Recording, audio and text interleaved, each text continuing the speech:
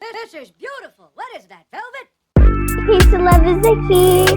You are now about to experience the J&J-Life Maat podcast with your host, Reya'Sekhmet. But my name combines Raya, which means a connection to Ra. J&J-Life podcast. Please smash that like button. Peace and love is the key. Of Maat family, I'm Reya'Sekhmet, also known as Reya'Sekhmet, and you have entered the J&J-Life Maat podcast, where truth is spoken and is remembered. Today's episode will be a good one, family, because we're talking about consciousness and how it's shaped, how it's stolen, and how we guard it from the Yurugu and Europeans alike.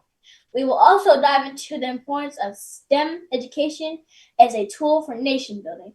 Our discussion will range from media to music, all the way to misinformation. Look, family, we're naming the forces that try to program us, and we're uplifting the warriors who fight back. And family, today isn't playtime. This is nation time.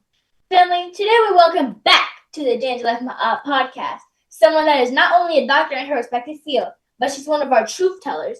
And we here at the Moon Institute for Ancestral Learning, we are truth seekers. So family, this is nation business. So without further ado, please welcome Dr. Maat back to the show. Abibi Fahodie, Dr. Maat, how are you doing on this fantastic day?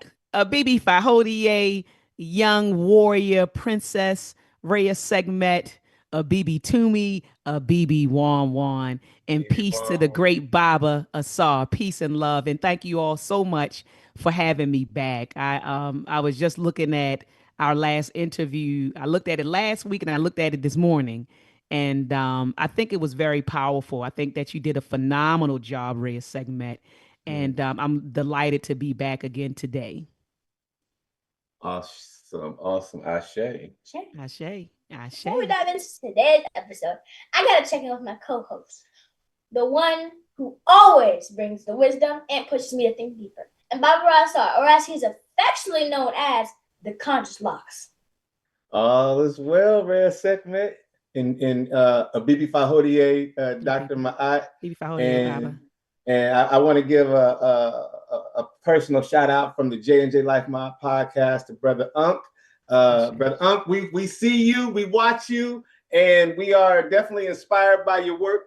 So keep presenting that information and staying strong for the African village and family. As we always do, I want to give reverence to the ancestors and the elders for all they have done and are doing.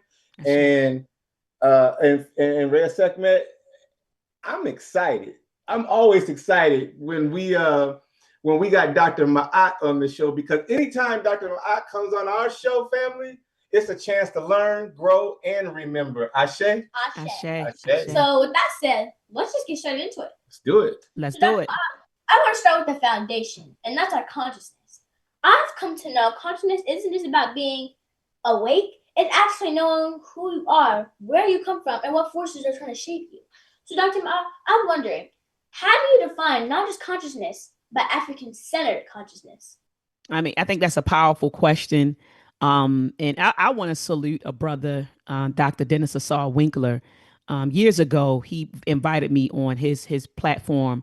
It was called the Black Conscious. I want to say it's called the Black Conscious Business Network. And while I was on there, he read the definition of consciousness out of Blueprint for Black Power by Dr. Amos Wilson. As a matter of fact, it's in chapter 4. I would reach behind me and grab the book, but I'm not going to try to recite it, off the top of my head, because I don't want to butcher it. But I do remember him reading it, and that was actually the first time I got exposed to Dr. Amos Wilson's work, and also Blueprint for Black Power. And the definition was powerful, and I'll paraphrase it. I won't try to recite it, because I know I'm gonna butcher it. But in essence, Dr. Amos Wilson was saying the same thing that you just said, Reya'Sekhmet.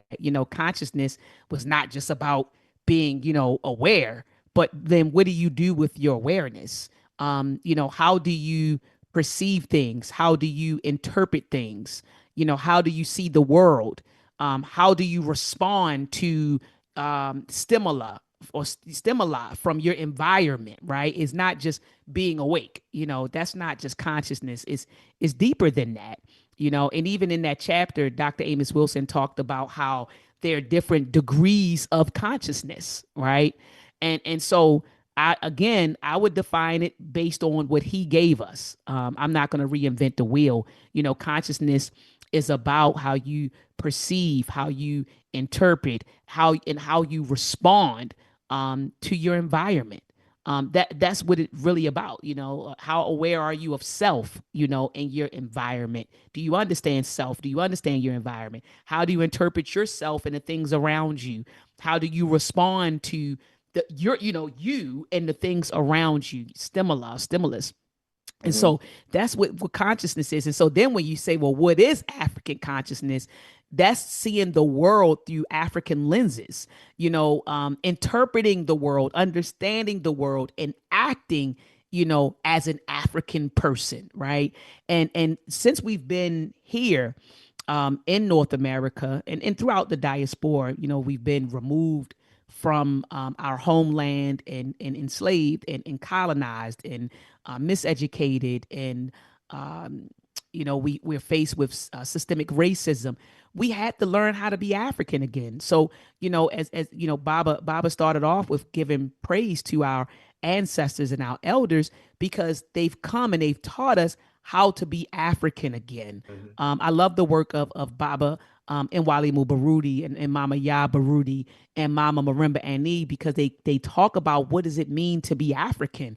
We're now just, we're learning how to be African again. And so in essence, African consciousness is seeing the world, through the lenses of an African person.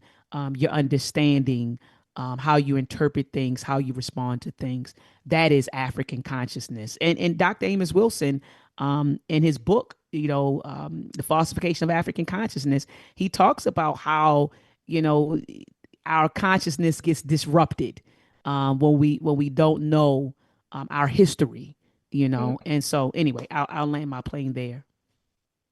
Yeah, no, that's beautiful. Ashe. Dr. Rothbard, do you have any thoughts? I do have thoughts on this, but for the sake of time, I'll try to do my best to try to keep it tight, right? And Dr. Maat, I was so used to seeing the conscious ingenuity background, but I don't see it anymore. I just wanted flying without it. Yeah, it's a new. Yeah, I'm fine without it. It's a new. It's a new interview. So I'm like, I don't need to have. It's actually the UACI logo, but I was like, I don't need to put the UACI logo up. It's a new. We can show the bookshelf. We can show the bookshelf. Okay, we flying in the mothership today, right? That's right. That's right. That's right. But to the point, I would just say that my thoughts, family, are aligned with exactly what Dr. Maat has just said, and without repeating most, if not all of it, Reya'Sekhmet, I would just say that based on our elder scholars and ancestors, family, that African-centered consciousness at its core is the awareness that we are divine, powerful, and rooted in legacy that predates colonization and definitely predates the Yurugu. And peace to Nana Marimba Ani and Baba, all the Babas, Baba Mwale Mubaruti, Mama Ya, Baba Olatunji, Baba Mku Mz, Baba Batu Shikari, and one of my good Babas, Baba Taka Kilimanjaro. Yes. And I just wanted to add that because family, it's knowing that our ancestors built civilizations, created sciences, and lived in harmony with nature. Absolutely. But more than that, it's a war consciousness, right? Reya'Sekhmet, we learned that with talking with Baba Baruti, because we found out, Dr. Maat, that from the teachings of Baba Baruti, it's the understanding that we are in a constant battle for our minds, and that every institution, from media to education to even the entertainment, is designed to keep us mentally enslaved. And family, Baba Baruti also reminds us that consciousness is not a passive state, it is an active resistance. Ashe? Ashe. And he's right. He's 1,000% right when he says we're in a constant battle for our minds, and that's why when you sent over the agenda and we were, I said, make sure that you add family. So I know we had media in there, but family, educational institutions, and other community, institutions, they have to be in alignment. They have to be, everything has to be in alignment. So let me say this. So for example, you all are raising Reya'Sekhmet in an African-centered, home or family. And I think you all are doing a wonderful job, by the way. But what I've come to learn is that if when she leaves you all, go to other family members' homes, I think she's homeschooled, correct? Correct. Okay, so she doesn't have to worry about that. But I'm thinking about other African-centered students who don't go to, other African-centered children who don't go to African-centered schools. Then they leave, they go to other institutions, educational institutions, they go to other family members' homes, or they go to other places that aren't African-centered. And so I don't think that we as African-centered people, parents, understand how that impacts the consciousness of that child. I remember there were years ago, my middle boy, his name is Isaiah. He came to me when he was 16 and he told me, he said, I feel like I'm being pulled in two different directions. And I didn't take heed to what he was saying at that time, but he absolutely was being pulled in different directions. So I'm on one end saying, this is how you need to move. This is how you need to be. This is how you need to conduct yourself. But then when he goes into other environments and he's out in the world, those same principles and values and concepts aren't being reinforced.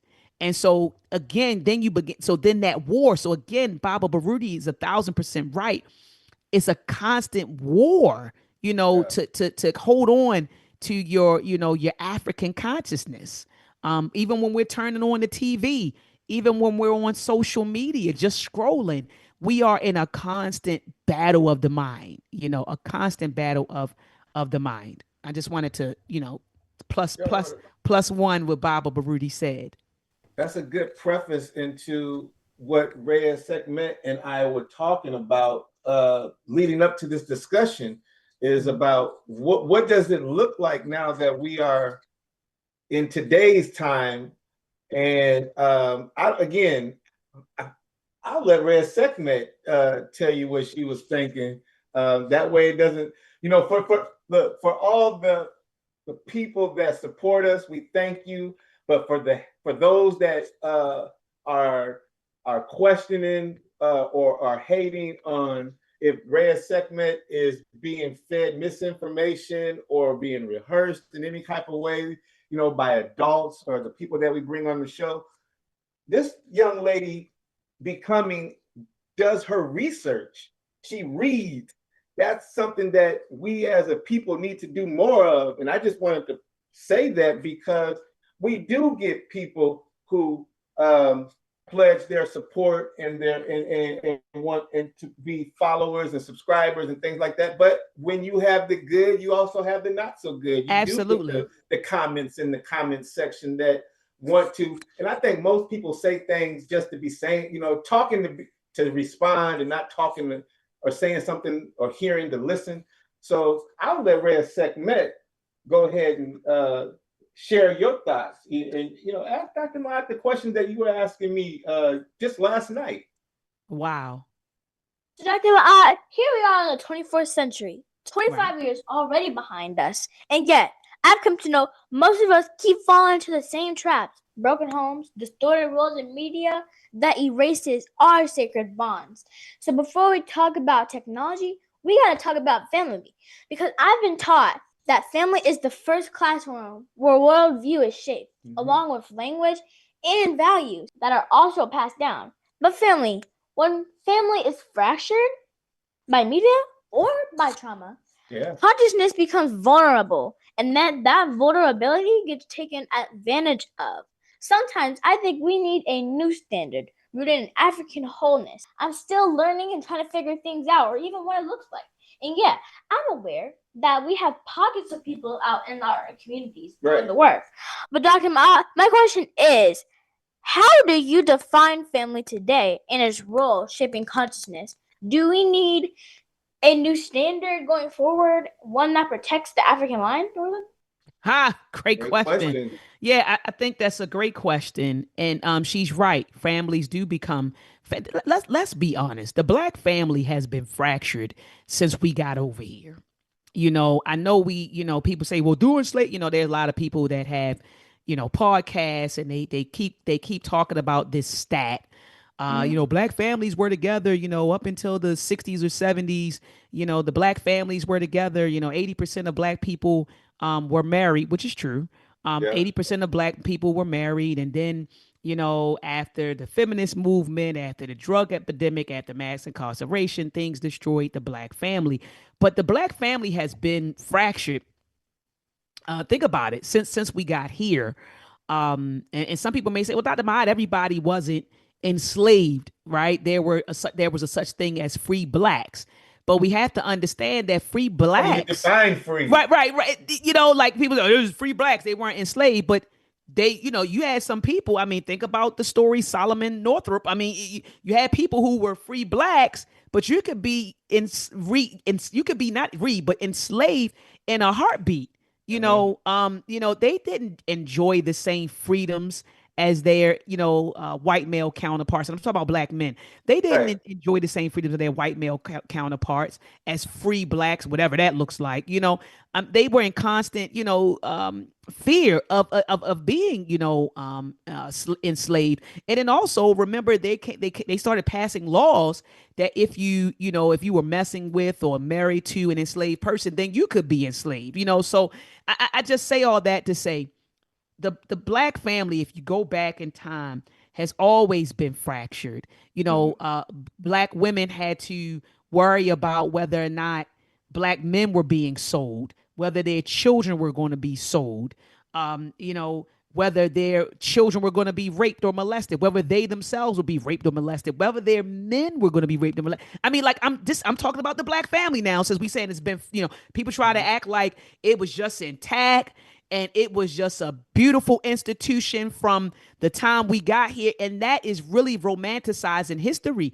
It was terrible. I mean, we tried to keep the Black family together as much as possible because we come from a culture where the family, is priority. The family is vital. And we brought that mindset here with us, and under, enslavement and under Jim Crow, we tried our best to keep the family together, but we were under duress the entire time. The Black family's been fractured since we got here and started creating families. It's been fractured, and so I just wanted to start there because a lot of people think, oh, this is a new phenomenon. Now we're in a situation where a lot of Black folks, people aren't getting married. I think 20% of Black women are married, something along the line, 20%, something like that.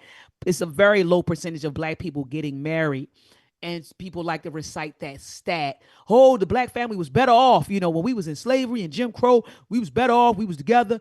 It was a lot of stuff happening, with the Black families, during that time period. So I just don't like when people romanticize, the Black family in enslavement and Jim Crow, because it was a lot of issues happening. Women didn't even have rights. You talking about the Black family under duress. Women couldn't even go to the doctors without getting permission from our husbands. We couldn't vote. We couldn't go get a loan at a bank. I mean, we couldn't do certain things. And you want to hold up the Black family during this time period? It's crazy. But anyway, I know her question was about a new standard. I absolutely agree that we need a new standard and a new definition, but we don't have to reinvent the wheel. Dr. Amos Wilson, in his book, Blueprint for Black Power, helped me to understand. And I want to say that was on the chapter. I want to say it was the chapter on culture. We talked about culture and family. Maybe chapter 3, maybe chapter 5. I don't quite recall. But what I will say is this. He talked about a family being a system. He talked about the family being a system. And when Dr. Amos Wilson first presented me, and I'm talking about through his work, because I never met him, I just listened to his lectures on YouTube and read his books.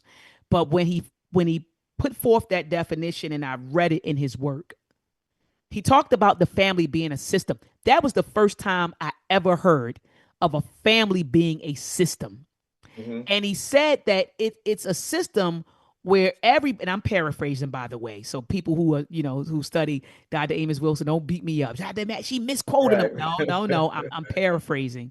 I'm paraphrasing, and I'm also, this is what I interpreted. Right. And they be all in the chat too. Dr. Oh yeah, they be. Yeah, she misinterpreted. He didn't say it like that. No, I'm paraphrasing, and this is how I interpreted his definition. But he defined it as a system by which the individuals who belong to that system pull their resources, their knowledge, their labor and skills, they pull it together to build the system, to advance the system, and to maintain the system. Mm-hmm. And I never thought of a family like that until I read his work. Said, no, it's a family is a system. See, we're used to what Baba Imhotep says this. He said a lot of us grew up in households and where we're all roommates. Mm. You go to school, this person goes to work, everybody goes to work, you come home, you may see each other, you may not. You're really living like roommates, not really like a system where we labor together. We share our skills, our knowledge. We're building. Maybe we have a family business or projects we're working together on. We're helping each other grow mentally, emotionally, spiritually, financially. Like a real system where we're meeting our basic physiological needs of food, clothing, and shelter. We're giving each other a sense of love and belonging, security, protection, right? We are helping each other develop and evolve for the better. And eventually, and this is, I'm thinking about Maslow's hierarchy of human needs, the members are self-actualizing, and these members are a product of a system that's helping them to self-actualize, meaning help them reach their optimum development. They come into being, you come into being from your family. And I don't think people really understand that is how a family should operate. We're so used to exporting our time, our energy, our knowledge, our skills, and our labor outside of the household. And then when we get into the household, we don't have time to talk to our children. We don't have time to read to them or them read to us. We don't have time to check their pulse. What's going on with you emotionally and mentally? Let me help you develop, emotional intelligence, critical thinking skills. We don't have time to do that. We don't have time to build a family business because we're constantly exporting all of our time, energy, knowledge, and skills outside of the family institution, which really should be a well-oiled machine, a system that is building the people who are involved in it, building the family, building the system. We don't do that. And so I do believe that we are in need of a new standard, not even a new standard, because like I said, Dr. Amos Wilson talked about what a family is. I think that we need to take that, promote that definition and apply it. This is how a family should operate, ideally, this is what a family looks like. We're teaching each other values and principles, and we prioritize the family. We prioritize the system. We work together for the benefit not only of the members of the family, but then also for the community, because the community is an extension of the family, because a community is nothing but a network of families. So we got to understand that definition. I think a lot of people don't understand what a family is. They think is you get your man, you get your wife, you have some babies, he go off to work, you go off to work, the kids go off to school, you come home, you may not eat dinner, everybody's on cell phones, you may get something to eat, you wake up and do it again, and you think you have a family, when really we're operating like roommates. So to answer your question, Reya'Sekhmet, I don't think that we're in need of a new standard. I think we need to go back to understanding what a family is and learn how to function as a family. And right now, since we've been, and I'll land my plane in a second, right now, under European cultural domination, we've become very individualistic. So people don't even care. You got people, man, that don't even care about family. I mean, shoot, I can talk about, even in my family, folks don't show up at events, right? If the family's getting together and you out with your girlfriend, your boyfriend, your homeboys that you see all the time. But then your family, but then your family, when it comes to family time, you're busy, you can't make it. It's not a priority. We prioritize everybody but our family. I talk to my students all the time about values. Because Dr. Amos Wilson says that your behavior is rooted in what you value. So based on how you behave, I know exactly what you hold value. I know what's a high value in your life, and I know what's a low value in your life. And I have students who tell me, "Oh, Doc," I said, "When the last time you talked to your dad or your mom or your grandfather or your grandmother?" "Well, since I've been at the university, since I've been on campus, I haven't spoken to my grandmother in weeks, or my grandfather in weeks, or my parents." You got parents sending professors like myself emails saying, "Hey, do you have so and so in your class? Because I haven't heard from my son. I haven't heard from my daughter." And so I actually talk to my students at my university about valuing family, valuing the people that helped you get to where you're at. How can you not talk to those people? And I asked them this. I said, "But you talk to your girlfriend every day, don't you? You talk to your boyfriend every day. You hang out with your friends every day, but you can't make time for the people who were responsible for getting you to this point in your life." Exactly. And so, Baba, we live in this culture where people don't even value what we thought was family, right? So I'm saying we had it wrong on how we thought what we thought was family, how it was functioning. But now you got people that don't even value that. Like, they don't even value the members that they share blood with, like that that you came out of your mother's womb. You don't even call her. So I mean, that's a trigger for me. The Baba saw I'm over here getting riled up because I'm thinking about my family institution and what it was at one point and what it has become. And I'm not talking about in my household. I'm talking about, outside of my household, family members that don't really understand family and what it is, and they don't understand the value of it. So, Reya'Sekhmet, I'm gonna land my plane with this. I think Black people, our people, need to understand what a family is and how it should optimally function. And we need to begin to promote models of that so people can see it and go from there. So I wouldn't say a new standard.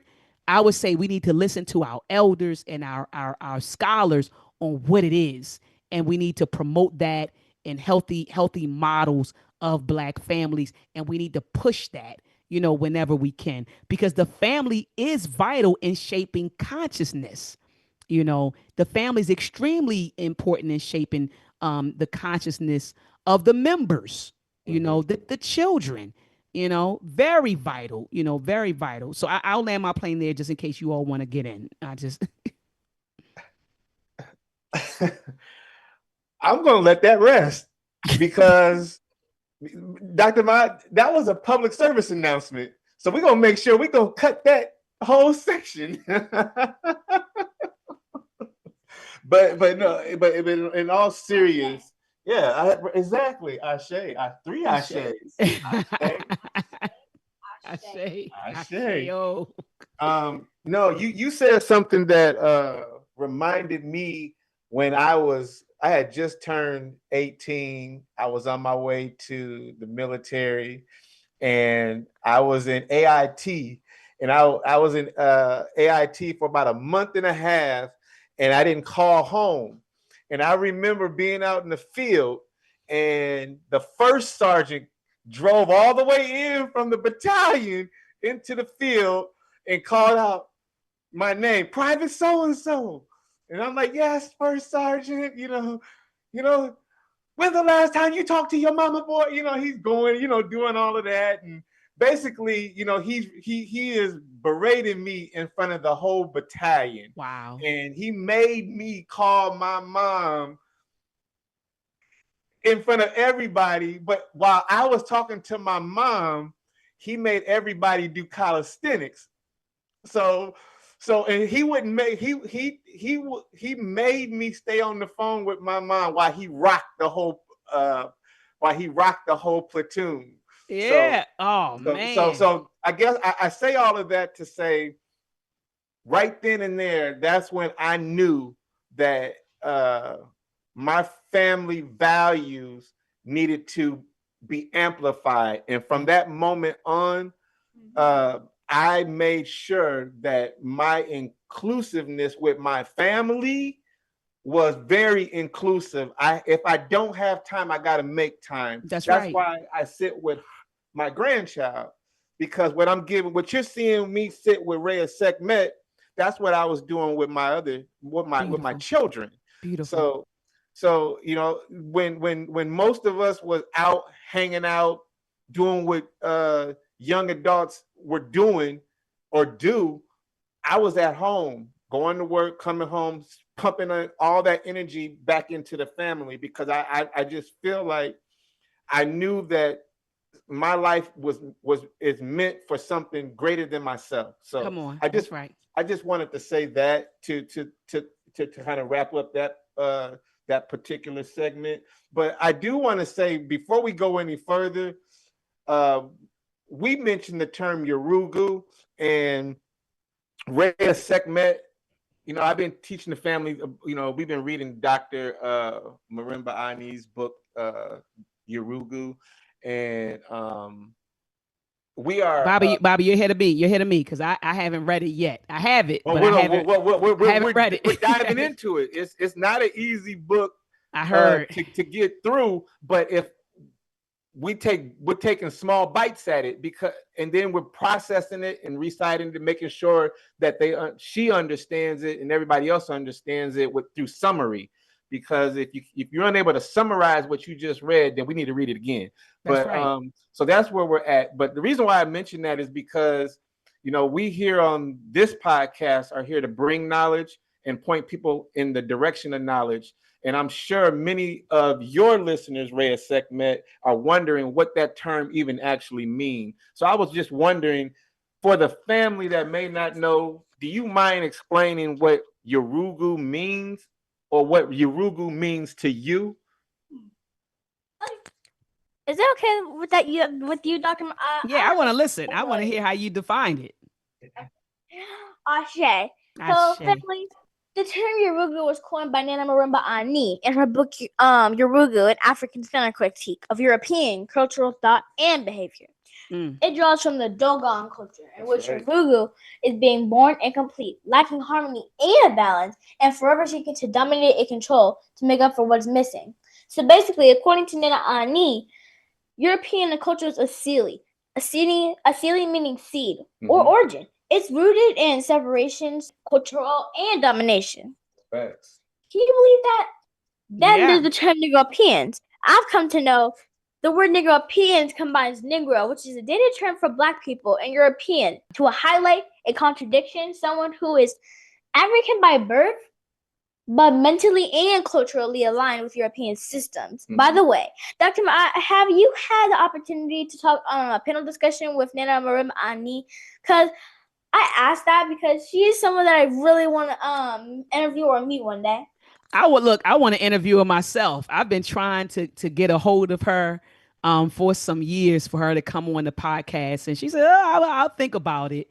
But she typically she limits access to herself, and I've come to respect that. I think initially I was offended, you know, but then some of the people who are close to her, you know, they inform me that she's been through some things. You know, she's a elder. She's in her early 80s, and she had some life experiences. So she limits, you know, access to herself, you know, and she doesn't give everybody access. That's understandable. Yeah, absolutely. And I was actually also told that when she put out that book, the Yurugu, I heard that she received all kinds of, threats, on her life and different things. I mean, so much so that at one point, Baba Baruti had to kind of step in and scan, emails and invitations and,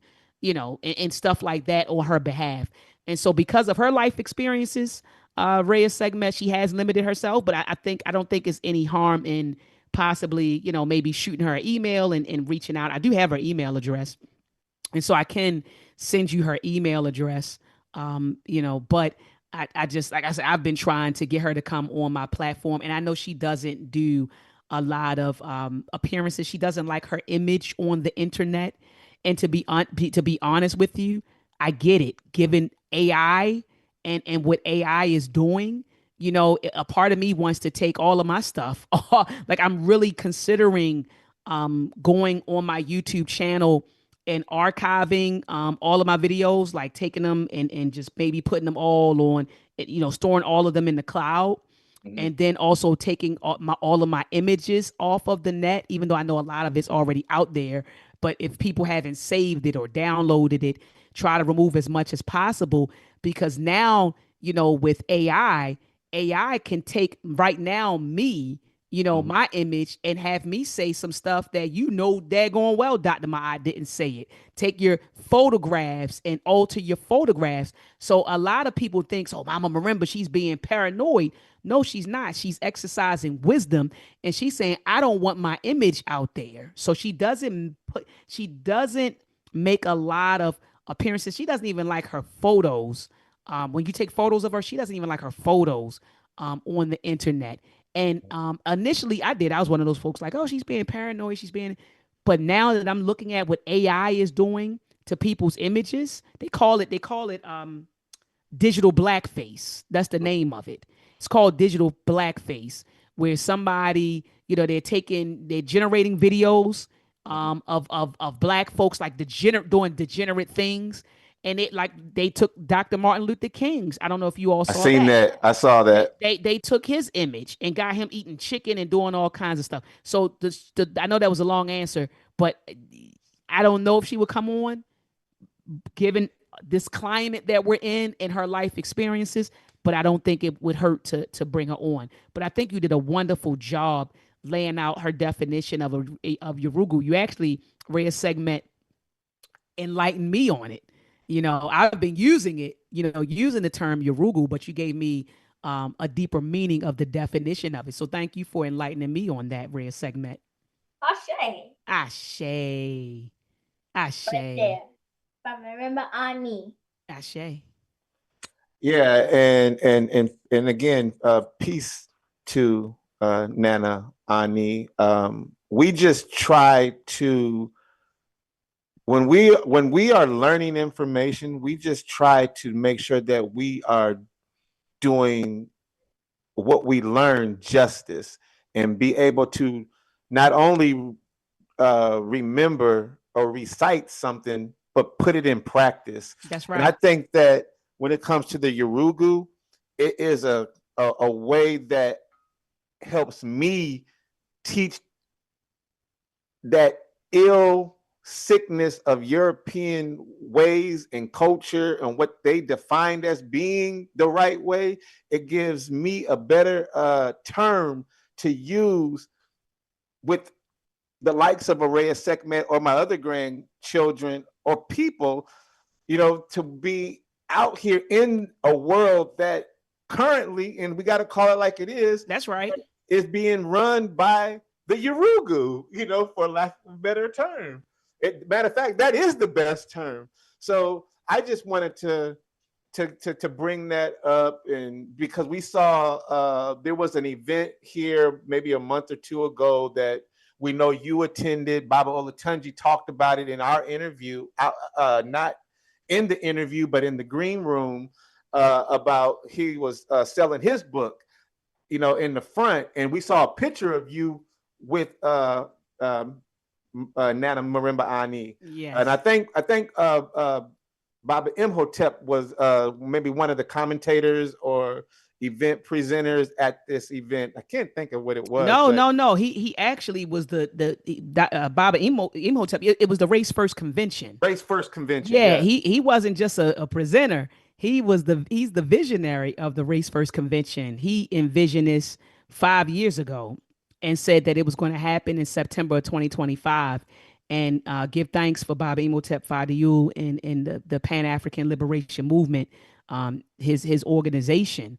And so it wasn't just, I don't want you to think it was an event. It was a convention, and he brought the best minds together to address critical areas that impact the Black nation. And when I say the Black nation, I'm not just talking about Black Americans here. I'm talking about Black Americans everywhere. He was motivated and inspired by the Negro conventions that occurred in the 1830s, well, in 1800s actually, because it was multiple Negro conventions, and so that inspired him, and he spoke about that during the convention. And so, I don't want you to think it was just an event, it was an actual convention where the great minds came together, great African minds came together to discuss and come up with resolutions for critical areas that impact Black people everywhere. And so we worked, it was a meet and greet on Friday, but then Saturday and Sunday, we were actually working. It wasn't like it was just a bunch of speeches, people talk, people feel good and leave. We were actually working, and we're still working.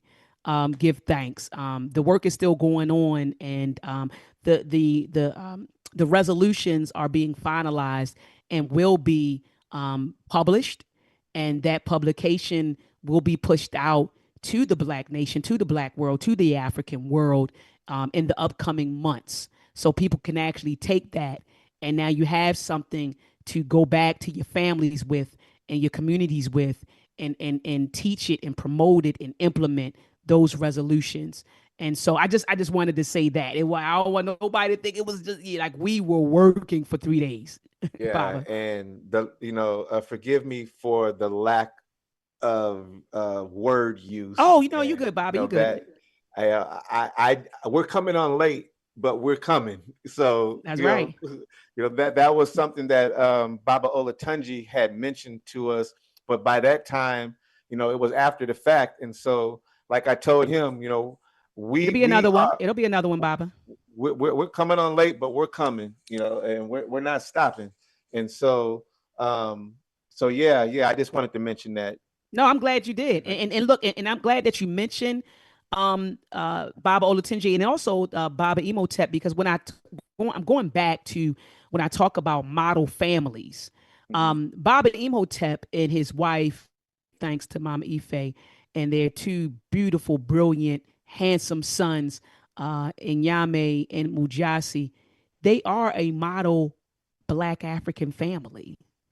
They are a model for what a Black family should be. How a husband treats his wife, how a father treats his son, how a woman, a wife treats her husband, how a wife treats her sons, her children.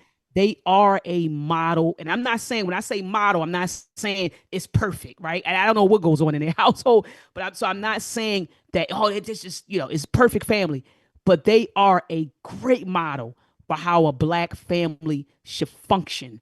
And then not only did they build, they have this model, them being a model, they have a family called the Fatiyus. Okay. The Fatiyus is a network of Black families who collectively work together, okay? Who collectively share together, care together, share knowledge, skills, time, energy. So it's the Fatiyus, but they are liberators, and they go into the community under the banner or under the organization Pan-African Liberation, but it's everybody that's in the PLM, and they're not Fatiyus. But the Fatiyus also work in PLM, which is the organization that goes into the community to do community work.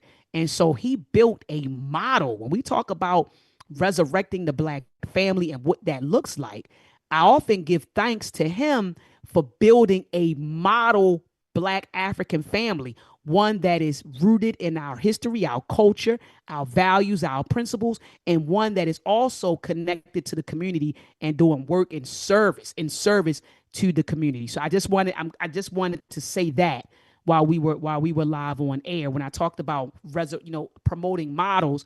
The Fatius are a great model for what a Black African family should be.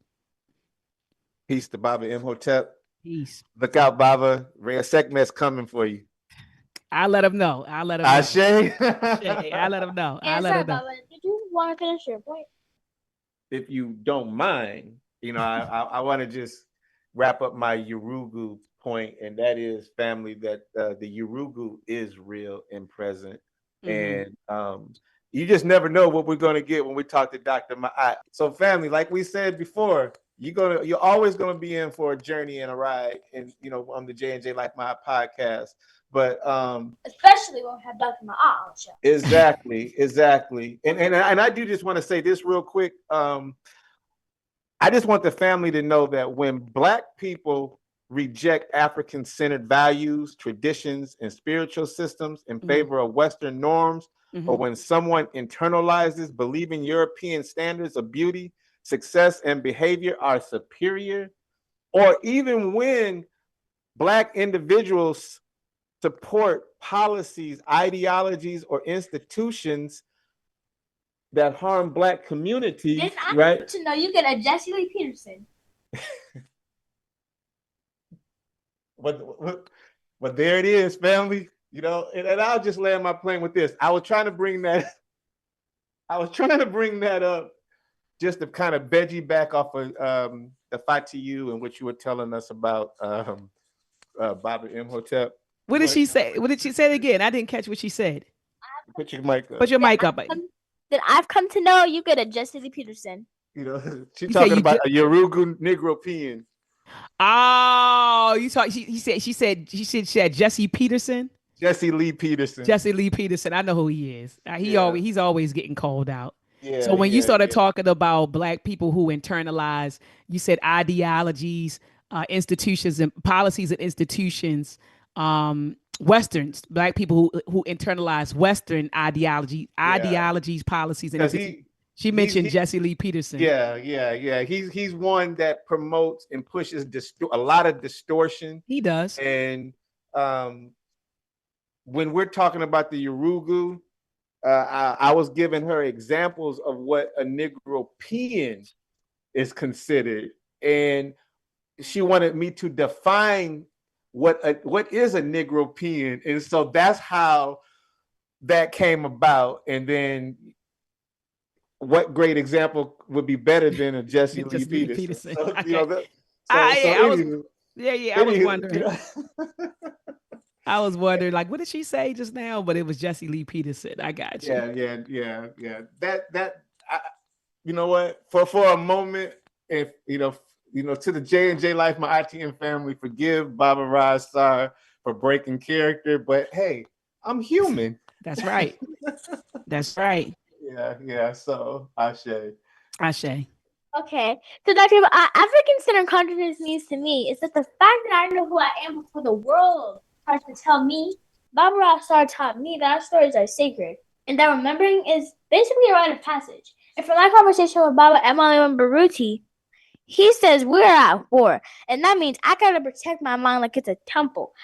I also had the opportunity to talk on a panel discussion with Baba Olatunji, Baba Mku, and Baba Batu, and to where Baba Olatunji explained to me that our culture is not just history, it's strategy, and Baba Mku reminded me that our ancestors are watching, and that every choice I make should honor them, and Baba Batu Hikari taught me that we have some. Segment, slow it down a little bit, let the family breathe a little bit, Baba Batu taught me that we have some serious work to do. And yes, though we know the Creator has many names, we are witnessing a ritual of detachment. Right. It doesn't matter whether it's a God, Allah, Yahweh, or Aakhu'Ra. As soon as someone says God will fight my battles or God will work it out, they have declared you irrelevant. And right then, you are supposed to kick their butt at position of leadership in your society. Because we have to liberate ourselves. Right. No one is coming to save us. And Baba Tukal Kilimanjaro, he's one of the greats, at least to me. And he says, yes, he is. Yeah, and he says we are the living libraries of our people. And that means I got to study, speak, and act like my name depends on it. So when I say I'm African-centered, I mean, I walk with my head up, my heart open, and my mind guarded. Ashe. Yeah, it's all good. But I did want to go back to how the Yurugu controls the media, because she went from being African-centered, and I appreciate that. Well, we jumped from the Yurugu, but I would love to talk about the Yurugu controlling the reality that we experience. And we're going to get into that. Okay. Yeah. The media, the education. Even Dr. Amos Wilson talks about the family. He said the family's nothing but a microcosm of the larger society. You know, the values and the values and principles that you see in a larger society, you see it in the family. You know, the family's not, so, but who controls the larger society? And then we wonder why a lot of our family members even, exhibit Yurugu dispositions, and point of views, So, yeah, I was waiting to get into that. So we waiting on, there she is. So this leads us into the youth resistance and mental sovereignty. Where the media distorts. It means they're distorting our image, rewriting our history, and feeding the children confusion. So Dr. Maat, now the question becomes, how do we fight back? Not just with anger, but with some element of strategy. Basically, how do we, the children, protect our minds from toxic programming that's designed to slip in unnoticed? Yeah, absolutely. And I think you said some key words in that. You talked about protecting our minds, right? And that's critical. There's something I want to read to you all that I saw posted on the internet. As a matter of fact, and I don't really like to give this dude too much credit, but it's a guy that goes by the name of Charlemagne, the God, and the Breakfast Club. Mm-hmm. And he put this on social media. I think it was on his Instagram page some years ago. That's where I got it from. But he got it out of a book. And I'm not sure of the name of the book anymore. I used to know it, but I know that it was some book. And the chapter was entitled "Don't Unintentionally Hand Over Your Freedom," right? And this was on page 78. And I'm pretty sure if I Googled this or I threw in an AI, it would tell me the name of the book. But this particular, I guess, chapter, or it looked like it was dated March the 8th. So I don't know if it was like something that you read daily, like a daily writings of some sort. But anyway, it begins with a quote by Epictetus. And the quote says this. It says, and I'm reading verbatim, it says, "If a person gave away your body to some passerby, you be furious, yet you hand over your mind to anyone who comes along, so that they may abuse you, leaving it disturbed and troubled. Have you no shame in that?" So it goes on to say, instinctively, we protect our physical selves, right? So that means if I'm walking down the street and someone tries to push me, what do? I block, right? Or somebody tries to hit me, I block, right? And we do that instinctively, right? And this is Dr. Maat talking, and I'll be reading also about why I'm talking. But it says we don't let people push us around, control where we go. But when it comes to the mind, we are less disciplined, right? Mm-hmm. We hand it over willingly to social media, okay, to television, or to what other people are doing, thinking, or saying. We sit down to work, and then next thing you know, what are we doing? We're browsing the internet. We sit down with our families, but within minutes, we have our phones out. We sit down peacefully at a park, but instead of looking inward, we're judging people as they pass by. We don't even realize we're doing this. We don't realize how much waste is in it, or how inefficient and distracted it makes us. And what's worse, no one is making this happen. It is totally self-inflicted. He said to the Stoics, this is an abomination. They know that the world can control our bodies. We can be thrown in jail or be tossed about by the wet weather, but the mind, that's ours. We must protect it, maintain control over your mind and perceptions, they say. It says it is your most prized possession. So I wanted to read that, right? Because it's a lot of truth in that passage. Because Reya'Sekhmet said, yeah, we got to protect our minds.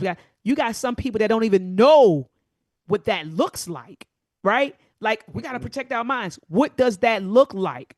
Well, first of all, in the family, and when you have children, not giving your child a daggone smartphone. I'm sitting here thinking about Dr. James McIntosh, who he's a student. He was a student of Dr. Amos Wilson. And he talked about how Dr. Amos Wilson said, when you want to understand what something does, just reverse it, right? So you say it's the education system, but it's really the miseducation system. The healthcare system, well, that's what's getting you sick. So you reverse it, right? So it's not the healthcare system, it's the sick system. So just when you think about the smartphone, what is the smartphone really doing? It's not, I call it a dumb phone. It's really dumbing people down. You don't put your child in front of this. My son has a flip phone. He's 15. Putting this into the hands of somebody 11 or 12 years old, I don't think as parents we understand how damaging that is. And I don't think we understand as parents that it is our job to protect the minds of our children. What does that look like? Not giving them a dumb phone. I don't want to keep calling it a smartphone, but a dumb phone. And I remember when we first gave Jalen a flip phone, people said, I remember on the internet, I was criticized. Oh, you're denying him access to technology. Now there's research that have come out that says that children between 12 and 18 develop mental illness as a result of having access to smartphones. I'm saying smartphones, but I call them dumb phones. And doctors are now saying or telling parents that they need to give their children flip phones. Now they're actually recommending flip phones because they've noticed that in kids, children between 18 and 24, or young adults between 18 and 24, that as a result of being exposed to smartphones, in their teenage years, that now they're developing mental illness. Suicide rates are up. You got these kids that are experimenting with all sorts of stuff as a result of seeing it on social media. So protecting the mind as a parent means not giving my child access to the sick world that we live in. This world is sick. You talk about the Yurugu's cultural reality is sick. I tell my family all the time that when I wake up, I feel like America is an open air insane asylum. When I walk around, I feel like we're literally in an open air insane asylum in America. The Yurugu's cultural reality is insanity. It's sick when you really look at it, and it's making a lot of people sick, living in this cultural reality. And so protecting your mind as a parent starts with not giving your child access to the dumb phone. Another thing is making sure that your children aren't going to just any old institution. Our children should be in African-centered educational institutions. I remember going to family members, and I'm talking about outside of my household, because I was so excited about Jalen getting enrolled in the Aakhu'Ra Academy, and give thanks to Baba Amin and my mama and Koyo. They built a beautiful online African-centered educational institution. And so, I just, when I got him in there, I was like, oh my goodness, I wanted to share it with everybody. But no, a lot of my family members wanted to keep their children in the public school system and don't understand how it's damaging to the minds of our children. It damages their minds. They're getting exposed to God knows what in those public schools. And I don't think our people understand that. So protecting your mind with your child looks like not giving them a smartphone, sending them to educational institutions that are controlled by us. Also making sure that we surround them with a peer group that shares the same culture and ideology of the household. So monitoring their peer group and making sure that their peer group is in alignment with what we're trying to do with our children.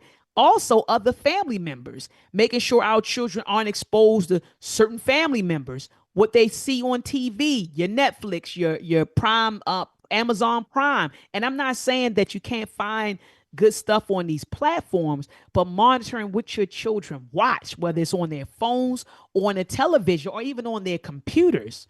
And so we have to get into the business of protecting their minds. So Reya'Sekhmet said, well, how do you fight back? You fight back by protecting first.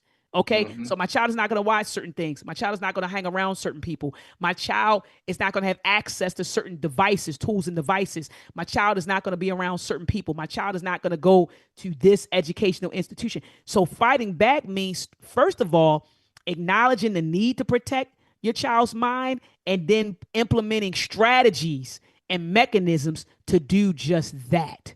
And then also making sure that we expose our children to media that expands their knowledge of who we are, right?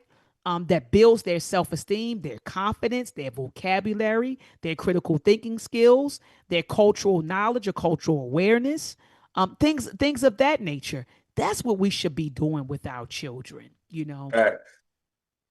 Facts. Told you, family. This is Nation Business Today. Dr. Maat, media is everywhere. We've got TV, streaming services, social media like Facebook, Instagram, and TikTok. We've got music, movies, even visual art. I've heard some people say it's just harmless entertainment, something to pass the time, while others have said media is a weapon, a tool used to program us, to distract us, and to distort our truth. So, Dr. Maat, what would you say is good, bad, or ugly for our people when it comes to shape our consciousness, especially for the children who grow up in it every single day? Absolutely. I think that's a beautiful question. I think media that promotes deaf culture, deaf culture. What I mean by deaf culture, it in my generation, it was money, the S word, right? I don't know if I can say that, but it was the S word, it was money, and it was drugs, right? And that was my generation.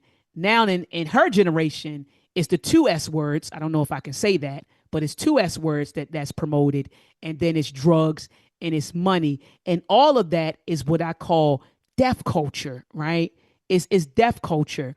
And so that is very destructive to the minds of young people. I often tell my students, I say, do you all think that when you listen to certain things or you see certain things, that it has no impact on your mind, on your spirit?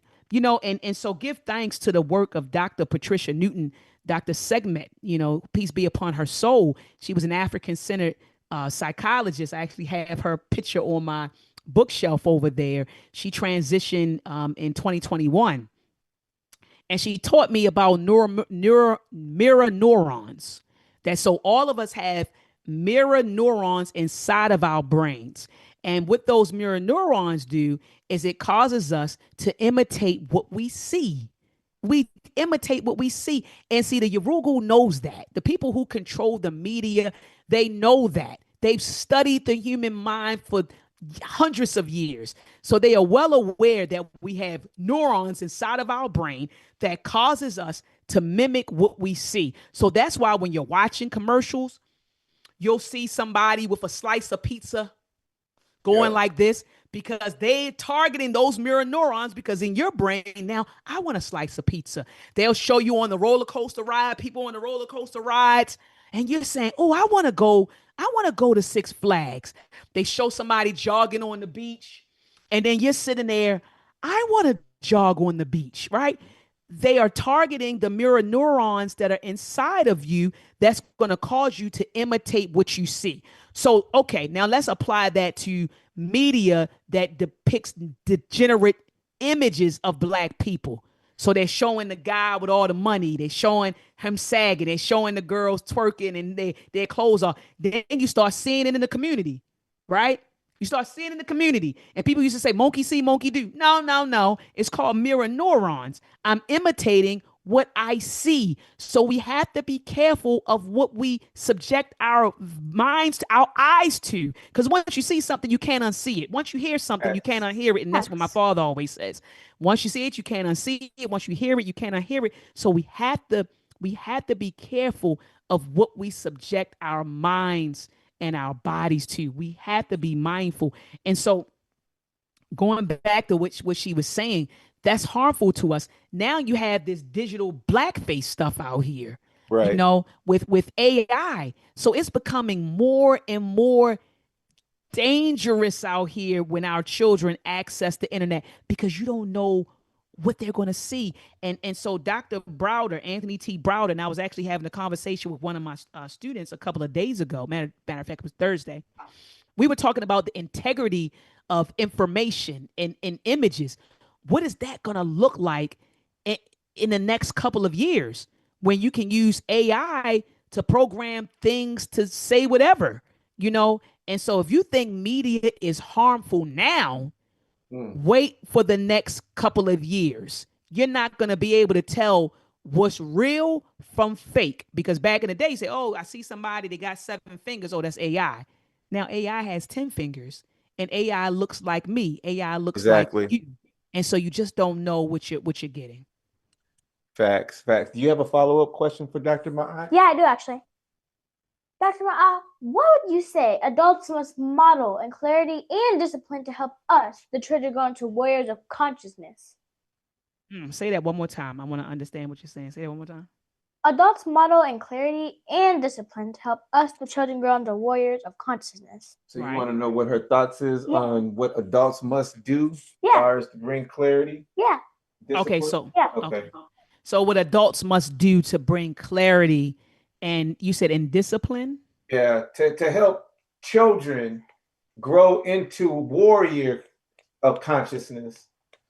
Absolutely. So first of all, we talked about protecting the mind, and I already went through that. So in the household, protecting the mind, giving them making sure the child is exposed to African-centered consciousness, African-centered education, African-centered media, making sure that we study and that we read. I think reading has to become a household value. As you said, Baba, earlier today, you said, oh, people don't read. They don't. They don't. I actually have children, I don't want to call them children because they're 18 and 19, but students who come to my classroom, I want to be an engineer, Dr. Maat, I want to be an engineer. Okay, that's great that you're here, give thanks. But then they a lot of them are illiterate, coming out of the school system. I always say the public fool system, but they come out, illiterate. And so, and I want to be clear, I don't blame the system per se. I do, but I don't, because your child should be learning how to read and write in your home. Like, you shouldn't be depending upon teachers, even though they are getting paid tax dollars for it. They should be in there, and they are. Give thanks to our teachers. But you can't just that shouldn't be the solely the responsibility of the teacher, right? Like to teach your child how to read and write and to do basic math. Like, they should be doing that in the household. So studying, you're saying clarity and discipline, that starts in the household. The parents making sure that you studying with your child, certain conversations, watching documentaries, with your child. My son will tell you, I got videos of us sitting on a couch when he was a kid watching lectures that's what we did on Friday night. We watched Dr. Amos Wilson lectures. So watching lectures, watching documentaries, having conversations, and then traveling, going different places and seeing certain things, seeing certain things. I've taken my son, to the museum. He's gone to museums. I took him down south to the Boone plantation, in Charleston, South Carolina. So going to see things and so having that perspective. So I think that's what adults, can do. And not only just do that with the children in your household, do that with the children in your community, because all children are our children. And so, not only just doing it in your family, but taking some of those children in the community and exposing them to museums, exposing them to cultural events, and even maybe it would be nice to have a book club in the community. I want to say this. Yes. I want to say this. Dr. Maat, we on your time. Yeah. I want to say this. I'm sitting here thinking, going back to AI, right? Mm-hmm. And one of my students asked me about the integrity of information. He said, Doc, what is the integrity of information going to look like, in years to come? And I told him, I don't know. And he said, he looked at me, he's like, that's scary. And I was like, what do you mean? And he's like, he said, Doc, he said, well, he calls me, he doesn't call me Dr. Maat, he calls me my name at the university, Dr. Bailey. He said, Dr. Bailey, he said, I think that you're a very knowledgeable person And so for you to say you don't know, he said that's scary for someone like me. And he's in his early 20s. He said that's scary for someone who looked like me. And I told him that, you know, I don't know what that's going to look like, but I can talk about in preventative strategies. I can recommend that. And I told him that we have to go, families and communities have to go back to being warehouses of knowledge, right? We gotta, if you talking about protecting the minds of these babies, our children, our youth, the family has to get back to being a warehouse of information. Remember, before social media and before, you know, the internet and before the television, where, even before newspapers, right? I'm going all the way back. Where did we get our information from? You got your information from your parents, your grandparents, the jelly in the community, the griot, the teacher, the educator, before all of this stuff, before mass communication. That's how you got your information. And so we got to go back to the family being, warehouses of information. The community, the community is going to be more important than ever in this climate.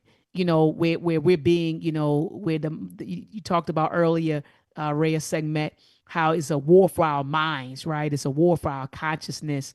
We're talking about the media and how it disrupts the consciousness. The community now is more important than ever to do what you're doing, bring scholars, great minds from around the country, from around the world, to talk to our people and to give proper information, to disseminate proper information to our people, and so I'm thinking about that more and more when you say the adults, right? Bringing clarity and discipline and being models. We got to get back to being these warehouses, right in the family, being warehouses of information. The community is important. Pouring into our youth are very vital. So I just want to land my plane with that one. Ashe. Did I answer her question? I want to make sure I answered her question. Did that answer your question? Yeah. Okay. Cool. Yeah. Ashe. Family, media is one of the most powerful tools of programming. It's not neutral, it's strategic. And when we talk about media, we're really talking about a three-headed monster. Each head has a different face, but the same mission: to shape how we see ourselves and how we see each other. And as Dr. Maat says, how we see the world. So for instance, family, head one, that's what I would call entertainment. This is the head that smiles at you because it looks fun: music, movies, cartoons, and social media buffoonery, family. But behind the visuals of all of that is coded with messages that distort our image. My generation, family, we had people like Tupac. He was a revolutionary. He was revolutionary minded, a poet, a child of the Panther legacy, but media painted him as dangerous, unstable, and disposable. Black artists are often boxed into roles that sell but don't liberate. The image says freedom, but the message says stay in your lane or shut up and dribble. Now, family, then there's that second head. There's that number two head, which I call information. This head is the white collar head because it wears a suit and a tie. News broadcasting, documentaries, reality shows, all of those things pretends to inform us, family, but it often misinforms us. Look, to give you an example, think about the Jonathan Majors situation. He was uplifted, then tore down before the facts were even ever clear. Then there's the idea of how Black protests are framed as riots, while others get called freedom movements. Look, family, this head controls the narrative. It decides who gets empathy and who gets erased because it tells our children what's normal, what's dangerous, and what's acceptable without ever asking us what we feel or how we even feel. And then there's that last head, family. That's the one that I call the algorithm. This head is invisible, but arguably the most dangerous because it decides what you see, what you hear, and what you think is trending. It feeds you what keeps you distracted, divided, and dependent, as what Dr. Maat was talking about with the images you see when somebody is maybe eating a burger or a slice of pizza, or they're jogging, all messing with those mind chemicals that we have in our mind. So basically what I'm saying, family, is it's not just about what's posted, it's about what's pushed. And again, we have to teach our children, as Dr. Maat has said, to decode the image and dissect the message, and know that it's not just about the children, because we as adults have to filter that garbage, family. We have to take responsibility of who's coming behind us. And I'll land my plane with this. We can't expect our children to fight what we've already surrendered to.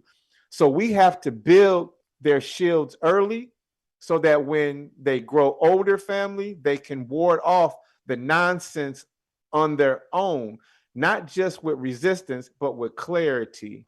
We must become warriors of consciousness. Ashe? Ashe. Okay, so family, let me break it down. Baba Assad just said media is like the three-headed monster. That means it gets more than one to mess with your mind. First head, that's the fun stuff like music, movies, TikTok, and cartoons. It makes you laugh, dance, and sing. But sometimes it's sneaky. It shows black kids always getting in trouble, or only being funny, or never being the hero. That's not by mistake. That's just a message. The second head, that's the news and the facts. It tells people what we have to believe, but sometimes it lies, like saying we're dangerous when we're just standing up for ourselves, or making it seem like we don't care about school or family or our futures. That's not true. But if we don't know better, we might start believing it. And the third head, that's the invisible one, the one that decides what shows up on your phone, what videos you see, what songs you keep playing. Like, it's a robot that feeds you what you think it wants, what you want. But really, it's feeding what you keep getting distracted. So what do we do now? We gotta learn to see the trick, ask questions, talk to our parents, our teachers, our elders, and we gotta protect our minds, like Dr. Maat just said. Like it's a temple. And grown folks, y'all need to help us out. Don't just let us watch anything. Don't say it's just a song or it's just a show. Help us see what's real and what's fake. So when we grow up, we can fight the nonsense on our own. We're not just kids, we're warriors in training. In our minds, that's our first weapon. Okay. So Dr. Maat, as you may or may not remember, I used to do a segment called A Fun Question from the Segment Zone. But today I want to share a couple of emails I received from people who've been reflecting on this very topic. Because we asked, what does it mean to shape and protect Black consciousness in a world designed to destroy it? And I would like to hear your thoughts on what they're talking about. Basically, this is my way to shake the haters while uplifting my supporters. So I call this the community mic check. Okay. So the first comment comes from someone named Ryan41.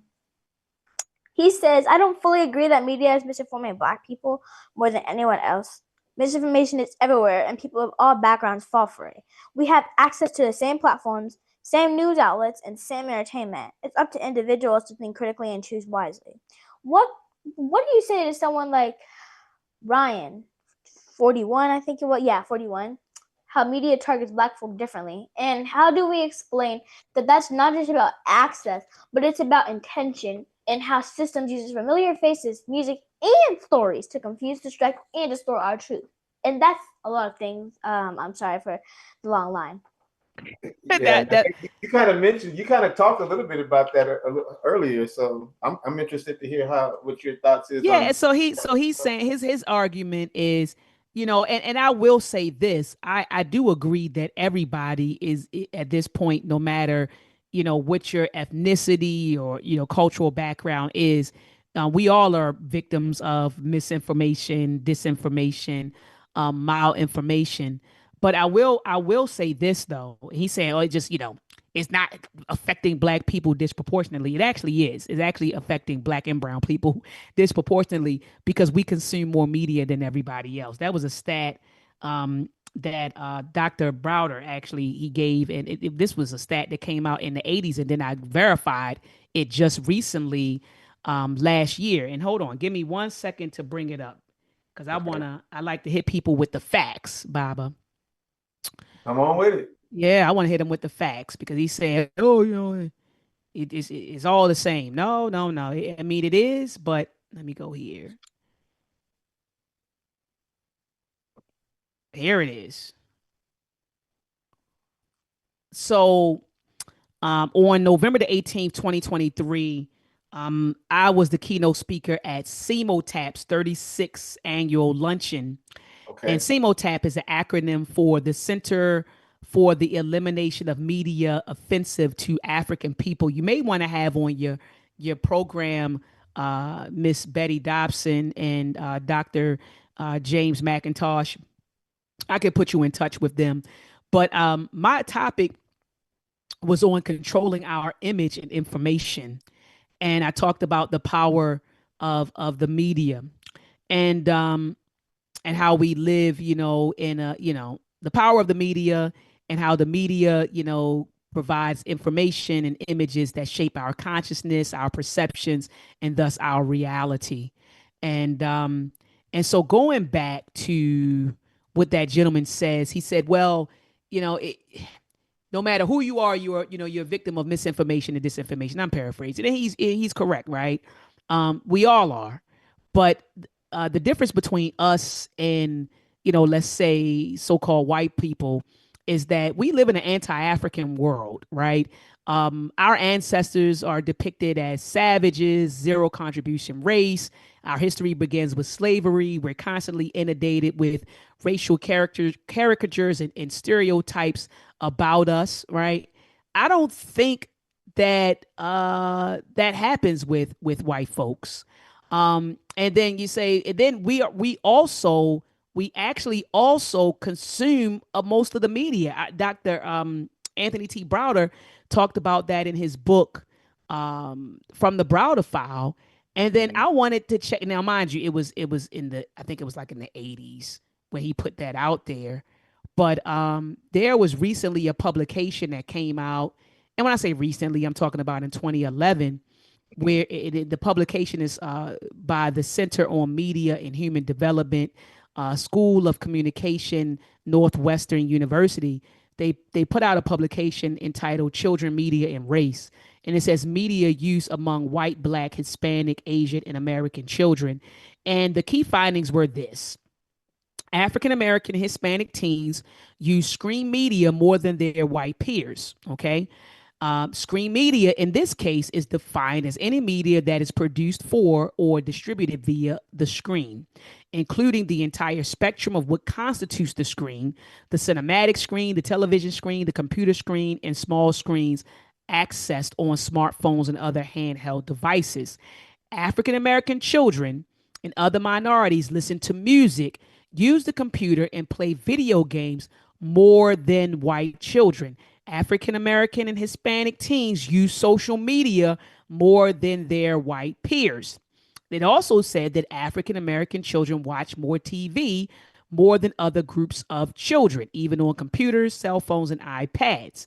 African American children are more influenced by TV than other groups of children. Children who watch a lot of television are more likely to have problems adjusting to society and are likely to exhibit characteristics of extremely high levels of socially aggressive behavior. So I say all that to say he is in error where he says that media does not impact us disproportionately disproportionately than other groups of people. It actually does. Given these stats that I just read. So it would have more of an influence on us than other people. And again, like I said, we live in an anti-African world. So look at what we're inundated with versus the average, white person. They're not inundated with, negative stereotypes about themselves and, racial caricatures of themselves. They don't have any. We have something called digital blackface for us. There's no such thing as a digital white face out there. So we are disproportionately influenced and impacted by the media. So I disagree with him on that point. I do agree that all of us are exposed to misinformation and disinformation and malinformation, but Black people in particular, we are disproportionately influenced by the media. Ashe. I shaded that. And once again, I shaded that. You ever? I actually have someone else who commented. The last email comes from someone named Coco Bliss. She says, Coco Bliss. Okay. She says, my son is 9. He's brilliant and curious. Already asking questions about animated shows he watches. Never shows kids who look like him doing anything powerful. I told him about Aset and Asar, which I learned from the J&J-Life podcast when Reya'Sekhmet broke down the Asarian drama. He said, so we have superheroes before Marvel? I cried. My question is, how do we help our children remember their power with the world teaches them to forget it? Ooh. So that's my what would you say to Coco's son's question? And how do we guide us to remember ourselves like Aset did for Asar by putting the pieces back together? Yeah, I think exposing them, continuing to expose them to platforms like yours, and that's how she found out. She said she found out about the Asarian drama. That's what she called Asarian drama. Asarian drama. She said she found that out from watching your platform, correct? Yes. So I think that, watching your platform, and then there was Baba, and I forgot the name of it. There, a Black media company that came out with like comics, remember it was like heroes. Oh my goodness, I forgot the name of I forgot their names, but it was like all Black superheroes where they depict Asar, Aset, Haru, and like all kinds of people. I forgot, and they went on Shark Black Tank. Sands? Black Sands. Thank you. Okay. Well, that am I back now? I know it seemed like I was gone. Am I back now? Okay. But I would say to the mother of that mother, Sister Coco, to continue to because she said she doesn't want us, her son to lose that, right? Like, I see that we were superheroes or we were this, and she doesn't want him to lose that. So continue to inundate him with images that depict us as such. So Black Sand, right? That's a beautiful start, right? So Reya'Sekhmet's platform, you got Black Sand. I know they had all these comics out. They were in the process of developing animations based on these comics. I think they went on Shark Tank and they gave them like $500,000 to do it. So I don't know if they're like in production or what.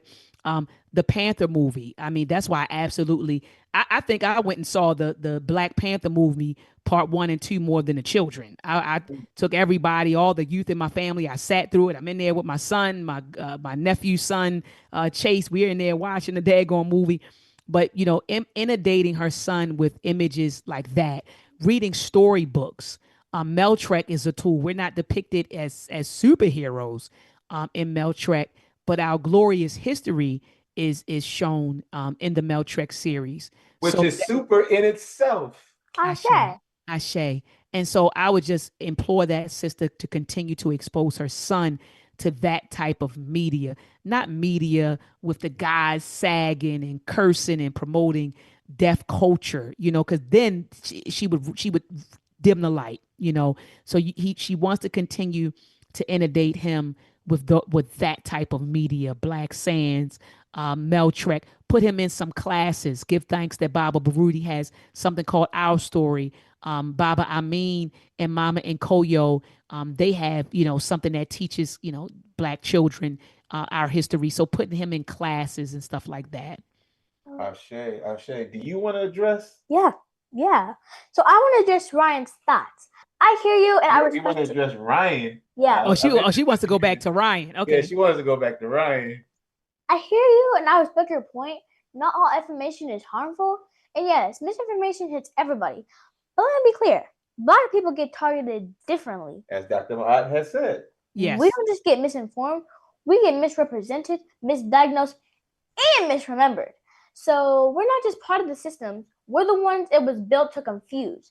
So yeah, we have access to the same platforms, but we don't get the same protection. Right.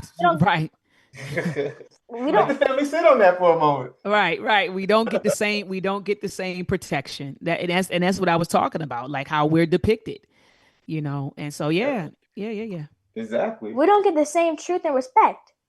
And Not I've at come all. to know it's not just about thinking critically. It's about knowing your history, your culture, and your ancestors, so you can spot the lie before it lands. And Baba Emily Baruti teaches us that we need warrior minds that are African-centered, disciplined, and unshakable. He That's says right. we cannot just consume, we gotta construct with a vision that's rooted in truth. Because this isn't just about choosing wisely, it's about building wisely. And look, I'm here for all of it. I'm here for it too. Ashe. Me too. Ashe. So family, Yurugu doesn't always come with a whip or a badge anymore. Sometimes it comes with a microphone, a podcast, or a social media platform. The strategy is simple. Use familiar faces to push foreign agendas, or use Black skin to sell anti-Black thinking, like Dr. Maat had said. For instance, family, they'll say things like, we don't need Pan-Africanism. Race doesn't matter. I want to be a bridge. And they do this, family, all while ignoring the system that keep us oppressed. This is Yurugu's plan to make confusion look like progress and to make betrayal look like brilliance. Ashe? Ashe. All right, family. I'm not going to sugarcoat nothing. We've been lied to, played with, and programmed. Can you believe that? Media is out here trying to shape our minds before we even know who we are. It's showing us fake versions of ourselves, feeding us junk and calling it culture. But when we're not just watchers, we're warriors. So here's what I'm trying to say. To kids like me, start asking questions, start paying attention, start walking like your name means something, because it does. Don't copy everything you see. Don't let social media teach you who you are. Learn your truth, speak it loud, and protect your mind like it's gold. And to adults, stop letting anything just play in front of the children. Stop saying it's just a song or it's just a show. If it's not building us, it's breaking us. We need you to filter the garbage, to walk with purpose, to show us what power looks like when it's rooted in truth. Because we're watching and we're learning and we're becoming. So let's stop sleepwalking. Let's stop repeating traditions that don't belong to us. And in turn, let's build something real. Let's walk like our ancestors are watching, because they are. Let's keep building and let's do it on purpose. Ashe. Okay. And Dr. Maat, I want to let you know I wrote a book, and it's called The Magical Adventures of Ralina. Book 1, The Rise of the Flame. Go ahead. I'm sorry. It drops on November 11th in paper book hardcover and as an ebook. But guess what? Wow. People can pre-order the ebook on Amazon right now. So my question, so my book. Yeah, right here. This is the hardcover. Wow. And so is this like a children's storybook, novel? Yeah. So it's a novella. It's a you want to tell, you know what? How about you here? I'll hold the book. You just tell Dr. Maat what this book, a little bit about what this book is about. Okay. I don't know if you can see it, Dr. Maat. Yeah, I can see it. I can see it. Sale copy, but it goes on sale November 11th. Mm-hmm. Yeah. So my book is about a girl named Ralina. She's got the instincts of a wolf, like superhero and strength, because she's an alpha. Ra gives her the gift to channel the warrior energy of Sekhmet and Bastet, and the ability to move between realms using her Ankh. She goes on adventures with her baby sister Katrina. Together they ride a mystical train into lands of Kemet and Kush. I know it's African-centered, and it's all mine. Yeah. So, I made it. So basically, this is Reya'Sekhmet's way of reintroducing our ancient African history to the people that are her age and up. And it talks about, and I don't want to repeat what she said, but it talks about how this girl Ralina that she created, because you can see the play on the name Ra, Lena, and her sister's name is Ka, Trina. So the names with the Ka and the Ba and the Ra, you know, just to bring all of that elements into the book. And this book here it's about 170 pages, but the story takes you on a journey. And how this came about was because of Baba Taka. Baba Taka read her first picture book. It started off as a picture book. Wow. He read that picture book, and in the back of the picture book, and you mind if I show? No problem. Okay. In the back of that picture book, it talks about, I don't know if you can see that. Yes, I see it, Baba.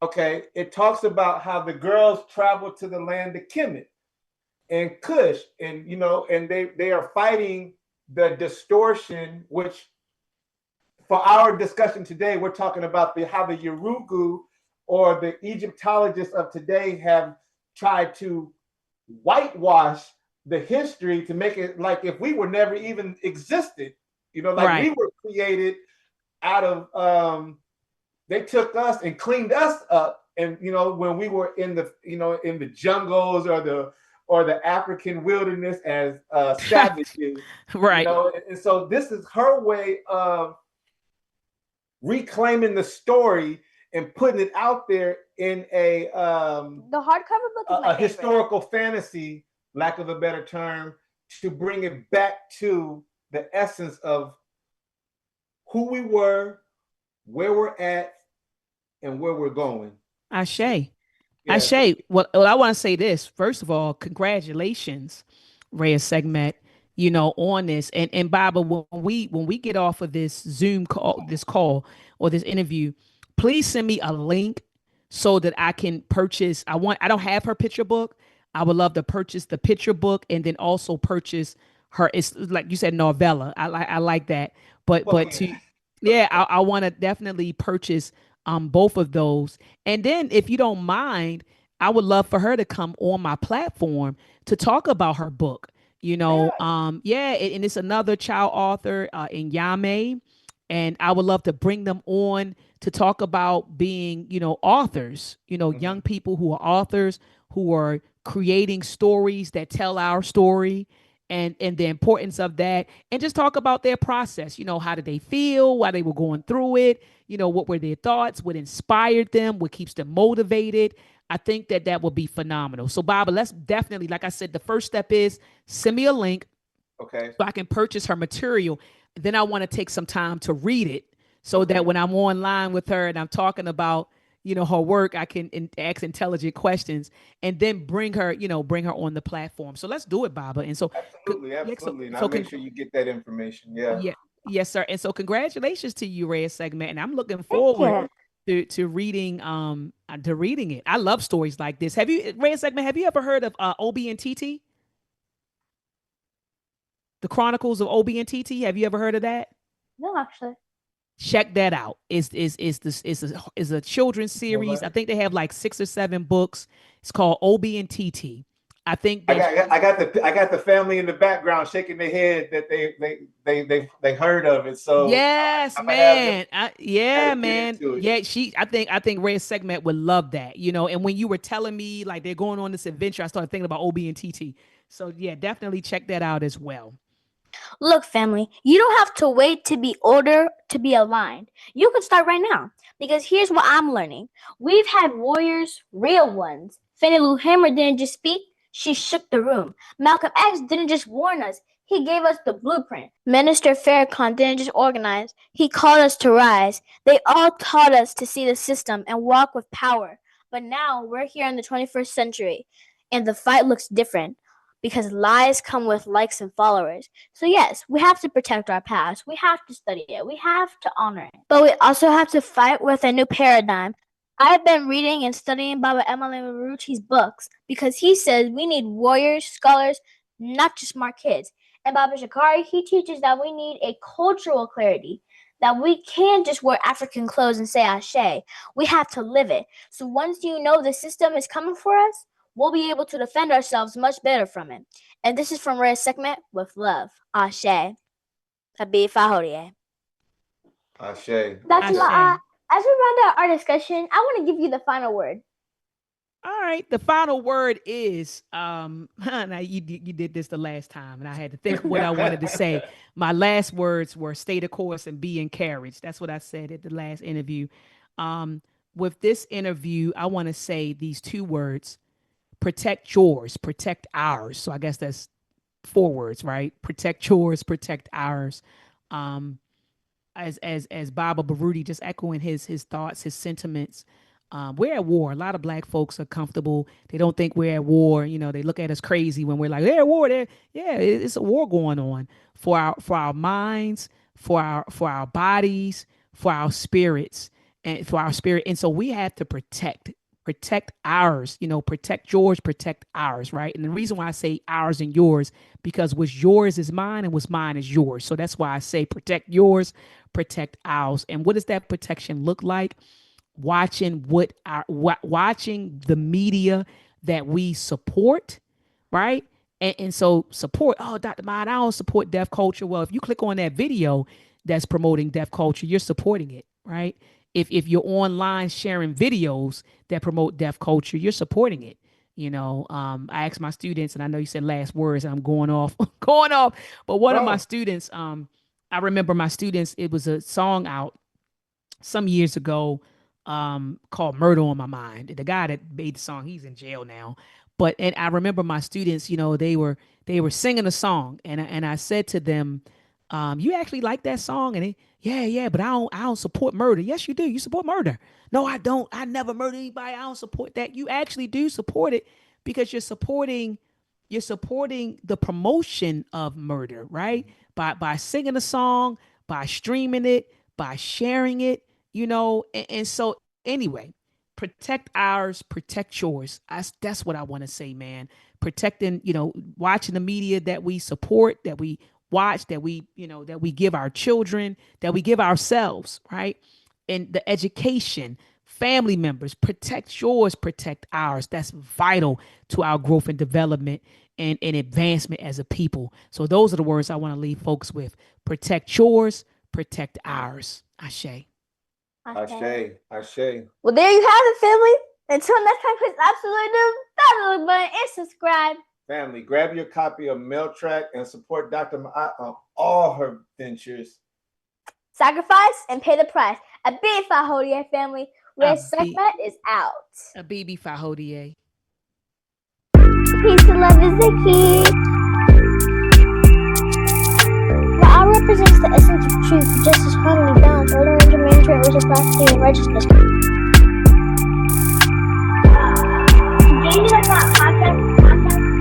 J&J-Life podcast was created to give the family a place and platform to embrace their spiritual awakening and consciousness. J&J-Life is dedicated to showcasing the beauty of our culture, educating our people and those that want to learn this work. Smash that like button. Peace and love is Nikki.